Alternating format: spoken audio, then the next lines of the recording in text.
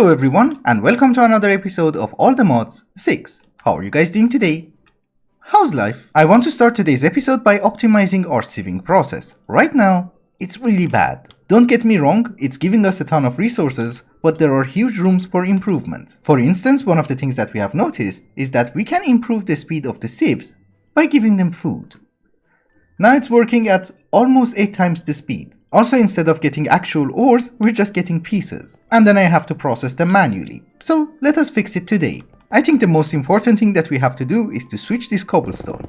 Everything that we want to do here is going to be controlled and managed by Isnt. I know that I'm using Isnt a lot, but you should remember that we do not have that many methods in this mod pack. We have integrated dynamics, but I do not have the infrastructure for it. Too much applied energistics is going to cause lag. Pipes are good, but not good enough. There is also modular routers, but they are finicky. We are going to use them today for one very simple purpose, but that's it. Not much of the original design is going to change. I'm still going to put the gravel, sand, dust, netherrack and endstone manually inside this crate. Therefore, it's still going to be our input chest. I have installed 10 connectors over here and we're going to use 5 of them for item routers, and the other 5 for the auto sieves.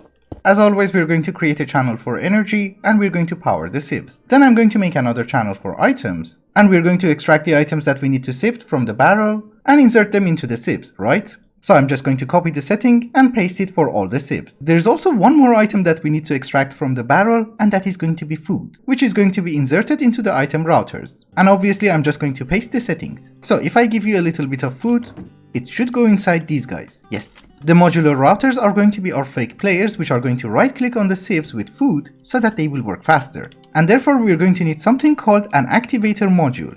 Can we program all of them at the same time? Yes. We want you to right click with the item in the buffer. Also, you should remember that there is a bug with the item routers and they do not work in claimed chunks. So I actually had to unclaim this part of my base. I want to also start processing all the ores that we're going to get from sieving. Some of them do not need any process and we can just insert them into our applied energistic system. Like, I don't know, apatite, coal, lapis, prosperity shards, definitely sulfur, and you get the idea. Which I'm just going to insert inside an ender chest. Also, if you guys remember last episode, we did manage to automate the production of insanium blocks, and that requires a new channel on the ender chest, which is purple. So any inferium that we get will go to that ender chest. Another thing that you should remember is that for ores that need processing, we cannot use a compacting drawer, because a compacting drawer is going to compact recipes which are a 3x3 and chunks are 2x2. Therefore, in order to fully automate it, we're going to use crafters from RF Tools because they can handle everything. And I think each one of them can handle like 9 recipes, so we should be okay.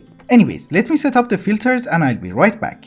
Alright guys, it took me 45 minutes just to set up the filters, but I think we're good to go. As I have already mentioned, some of the items do not require any further processing, so they just go straight to our ME system. There are also other items that we are getting them in ridiculous quantities, but we don't really want them to be in our applied energistic system because we don't need them that much. For instance, flint or bone meal. And I'm assuming arcane crystal, chorus flower and rose quartz from create. Because I think in your entire playthrough you need like half a stack of them, and look how many we have. 48. And that is not all, we almost have 1,000 from sieving. Anyways, I have also set up the crafters and we are getting the chunks.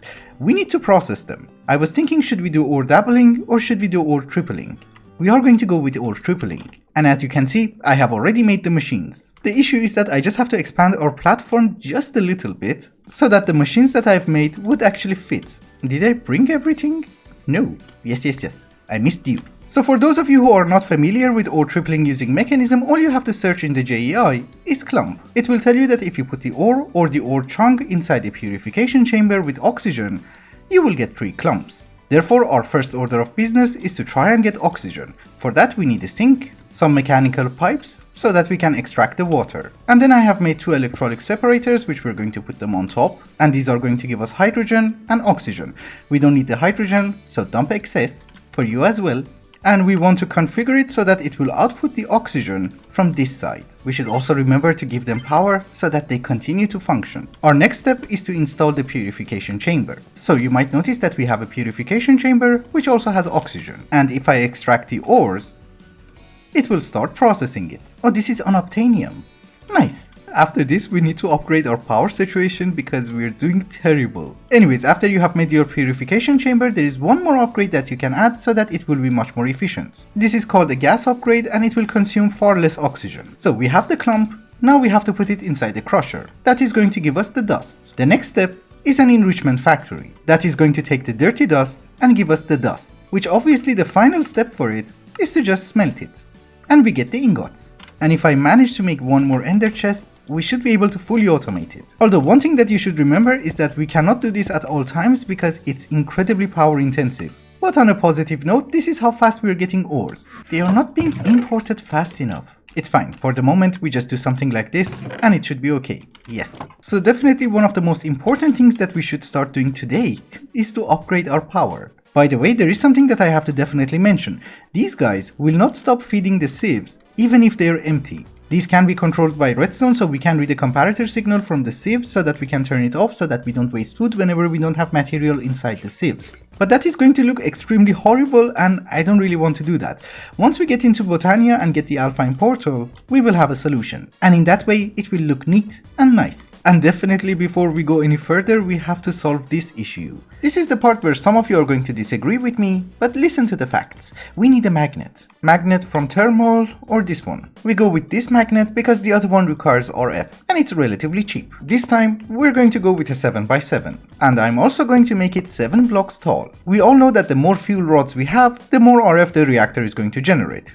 Correct? We also know that if the fuel rods are touching each other, they will have more reactivity and they will generate more RF. But the problem is that we are also going to require some sort of a coolant so that the reactor is at least slightly efficient. And the way that a coolant works is that the fuel rod is going to search for a coolant within a radius of 4 blocks. We do not have gelid cryotium or other types of coolant that we had in 1.12, so I'm gonna go with diamonds. And I'm just going to have them in the corners. In this way, all the rods should be able to find the coolant. We just fill it in completely and just install the control rods. We're missing one here.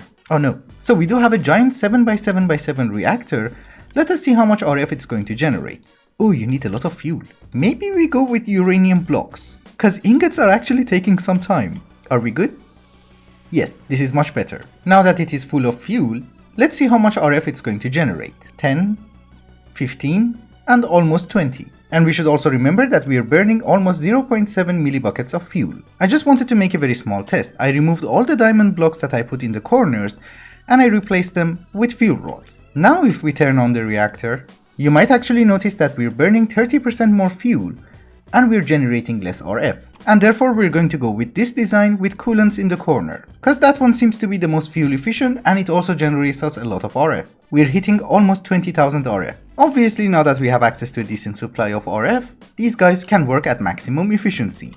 And I'm very happy with this. And look at the amount of ores that we're getting. It's perfect. So let me clean up this area and I'll be right back. Actually, I forgot to mention something incredibly important. The more saturation your food has, the faster these guys are going to work. So a fruit salad has a saturation of 11 and they work almost 8 times faster. A bacon cheeseburger has a saturation of 31. So they could go like, I don't know, 20 times faster? Someone was also suggesting that we make the aldemodium carrot, but the problem is I don't really have the means of automating it yet. I mean, we have a little bit of aldemodium, so maybe we can try one? I just add the carrot and wait. Yes, now it's 31.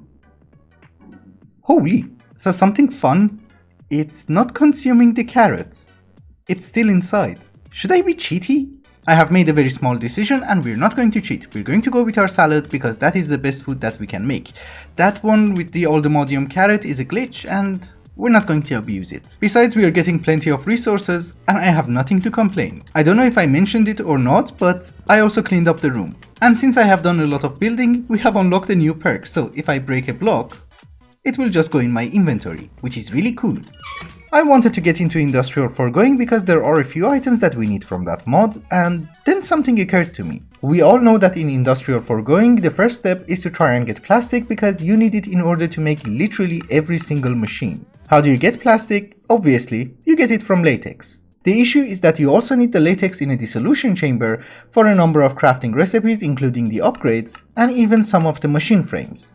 Like this one. And getting latex is not the fastest thing in the world. Then I noticed that you can actually substitute plastic with HDPE sheet from Mechanism, and then you're good to go. So we can use the latex for crafting and use HDPE for making the machines. And we should also remember that if we want to get polonium as well as the mecha suit from Mechanism, we need HDPE anyways. So my point is, why waste time on plastic when we can have HDPE? The question is, where do we want to do this? Maybe here? Yeah, I think we're going to do it here because I don't need this drawer anymore. I don't even need the resources, so we just throw them into the void. That was weird. So if I break the cobblestone, it goes in my inventory. If I break the ender chest, it doesn't. I don't know. There is a high chance that this is going to be a very janky wiring, but since we are going to hide it behind a wall, I think it's okay. So hydrogen is on the left, you are on the right. Why is that important? Because in order to get substrate, we need hydrogen. So I'm assuming we have to put you like this? Yes, you get hydrogen and oxygen. I think the most important thing that I should have done at first was to try and make some pipes. So we have an electrolytic separator, we have a pressurized reaction chamber or a PRC which is having hydrogen and water, and if we give it biofuel, it's going to give us substrate and ethylene. I'm not exactly sure, but I think the first ethylene that we get is basically a gas, right? Yes. So we have to put it inside a rotary condensator and make sure that it's facing the correct way. So now it's getting the ethylene and it's converting it into liquid ethylene, and that is good. Now I need to take that liquid ethylene and put it inside another PRC with oxygen and give it the substrate, and that should give me HDPE pellets. It's actually not that bad, it requires fewer machines than making plastic. I could be wrong, but you know. I want to add a few more machines to this wall, so let us try and get our dissolution chamber because I really want to try something. We have the HDPE sheet, so we can make it, and what I basically want to know is that can you auto input? If I put a chest, no, push, pull. Oh yeah, you do. Oh, that's so nice. For our immediate needs, we need 2 dissolution chambers, one of them for latex and I think one of them for pink slime. Yes, obviously we do not have pink slime, but we will work towards it later on. Something that I did not think of is that we have 5 machines over here and 5 more machines on this side. And whenever they're functioning, they're consuming 1.8 thousand RF per tick. That is 10 machines, that's 18,000 RF. Basically what I'm trying to say is that our power situation is still garbage. Anyhow, what I wanted to show you was this room over here. So this is going to be for our HDPE production, and I tried to make it as compact as possible, and this is the result. One thing that I forgot to mention is that the second PRC is going to generate a little bit of oxygen, and you have to get rid of it. So it's better that you have a chemical tank over here and dump the excess oxygen. But the way that it works is relatively simple. You just put the items that you want to convert into biofuel inside this barrel. They will go into a crusher, we get biofuel, and we get substrate. And eventually all the HDPE pellets come into this enrichment chamber, and we get the sheets. We don't need a stupid amount of HDPE, so I think this automation is enough for us. And over here I also automated the production of latex. We do have a block placer over there which is full of acacia logs. And I misplaced you. They place the log in front of the fluid extractors, they have power, and they have 1 speed upgrade. And the reason that I'm using acacia is that it will give you the most amount of latex. 6.4 buckets, yeah, and the rest is 3.2 except dark oak. The latex come to this dissolution chamber, and we put the ingredients on top, and we get the products that we want. I also want to start working on an island, and for that we need a lot of stone. For the moment, this is how I'm actually making stone. It's not incredibly efficient because this guy is not fast. And since I have been sifting a lot of gravel, we have a decent amount of aldomodium. So if I upgrade you to aldomodium furnace, will you be like crazy fast? Oh yeah, it's doing 16. Holy. Do we have vibranium? Sadly, no, we only have 15. Stone is not the only thing that we need in order to make an island. We also need a builder from RF Tools, which I cannot make. Oh, it requires aldomodium nuggets. Weird. It's very annoying that the main recipe for making bricks is on the second page. I'm just saying. So what do we want? We want a bottom dome. We want it to be solid. I have absolutely no idea how big we want to go, but let's try it with this. It needs 75,000 stone. And we probably want to offset it by, I don't know, like 15 blocks. Can you show me? Oh nice, we're getting mobs. We got so many mobs. And I don't even have a sword. Mobs are not incredibly important. We need to move by, I don't know, 20 blocks. Let's say 25, just in case. And that was the wrong side. So 25? Yeah, I would say this is much better. It has to come up by 3 blocks. Was that fire on my head? Oh, it's a basalt. Go to the void. We have no weapons here. I am going to say this is fine. We are just stuck with a creeper. Come on. I'm so happy that was claimed chunks. So we need 75,000 stone. Aha, we don't have to finish everything in one go, we just take you. I put the drawer on top of the builder, and what we're going to do, I think, is something like this. The furnace goes over there. You output to the left. Then I have made 3 cobblestone generators, and we're going to extract. Do you work? No, of course not. You have to be on input. And for some reason, it's not outputting. It's perfectly fine. We can extract it ourselves. That is 13,000. Almost 14,000. Just show it to me one more time, and then maybe we start building. We're good to go. We start. They're going to suffocate. I hope at least. Oh, they don't suffocate. Uh-oh. Yeah, actually, I cannot do anything about it right now, so we're gonna make the platform, then we'll figure it out. I decided to use my time in order to work a little bit on the base to make it slightly more homely, and instead of having 1 island, we have 2. Ignore this building for now. This is supposed to be where we do enchantments, but it's off-centered and I don't like it. Anyways, we also have a small mountain over here, which I still have to work on the details, but this is going to be the general shape. Basically, these are bottom domes, these are top domes. And the reason that I decided to have a mountain was because of Mahotsukai. That is a mod that we're going to get into next episode. Last time that we played with Mahotsukai was in All the Mods 6, and unfortunately 2 episodes after that my world got corrupted, so we didn't get to play much. But don't you worry, this time we shall. It does not show you your mana anymore.